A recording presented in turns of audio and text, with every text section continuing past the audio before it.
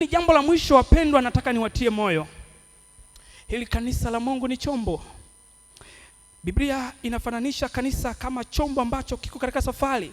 Na hili kanisa la Waadventista wa Sabato ni chombo.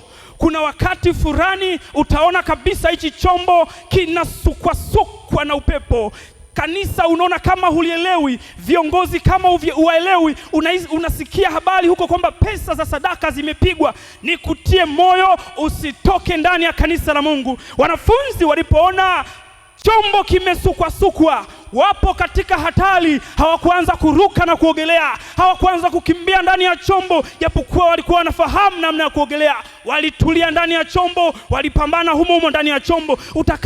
Utakapoona humwelewi mzee wa kanisa, utakapoona humwelewi kiongozi wako wa kanisa ngazi za juu, usitoke ndani ya chombo, tulia ndani ya kanisa mpendwa. Tulia.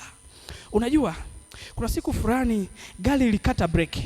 Wale watu wa abiria wakaanza kuruka wanajiokoa, lakini wengine walitulia ndani ya chombo. Yule driver aliendelea kupambana, hatimaye gari ikatulia katika mwendo mzuri. Lakini wale ambao walikuwa wameruka nje, wengi waliumia, wengi walichuruzika, wengine walipoteza hata maisha. Lakini wale ambao walikuwa baki ndani ya chombo walikuwa salama, kwa sababu yule dereva alikuwa anaendelea kupambana ili chombo kikae salama. Anayeliendesha hili kanisa la Mungu ni Yesu mwenyewe, na Yesu anasema yeye ndiye bwana harusi na hili kanisa ndiye mke wake. Mpendwa, Yesu analijali kanisa lake, na kuna maneno mengi kwamba kanisa la Bwana limeasi, kuna maneno mengi kwamba viongozi wa kanisa wamefanya nini. Mpendwa, yasikutishe, mpendwa, yasikuangaishe. Tulia ndani ya kanisa la Mungu, anayeliendesha ni Mungu mwenyewe na litafika salama. Maana katika kitabu cha Selected Message gombo la 2 ukurasa wa 380 anasema kanisa la Mungu linaweza kuonekana kwamba limeanguka, lakini kiukweli ni kwamba kanisa la Mungu halitaanguka.